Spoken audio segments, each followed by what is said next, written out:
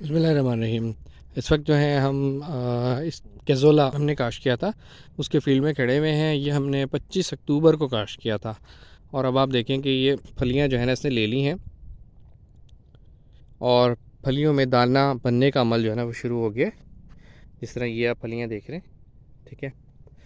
अच्छा, इसमें जो हमने काउंट किया है तकरीबन ये 250 के करीब जो है ना फलियां इस पौधे ने उठाई हुई हैं और अभी फ्लावरिंग इसकी चल रही है। अच्छा, अब इस स्टेज पे हमने क्या काम करना है? इस स्टेज पे हमने जो है ना इसको एक पानी लगाना है, क्योंकि इसको पानी लगे हुए काफ़ी टाइम हो गया है, 1 महीने से ऊपर हो गया है। और उस पानी के साथ हमने इसको सल्फ़र देनी है। अब सल्फ़र आपने कितनी देनी है? सल्फ़र आपने इसको तकरीबन 3 से 4 किलो, वो आपने 10 किलो यूरिया लेनी है, उसके साथ आपने इसको फ्लड कर देनी है पानी के साथ। और उम्मीद है कि ये हमारा इसको आखिरी पानी होगा और इसी के ऊपर ये तैयार हो जाएगा।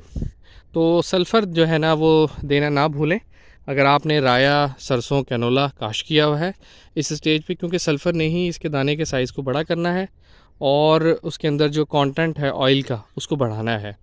तो हमारी थोड़ी सी लापरवाही हमारी फ़सल की प्रोडक्शन को नुकसान दे सकती है। देखने का बहुत शुक्रिया। अगर आपके जहन में कोई सवाल हो तो लाजमी पूछिएगा।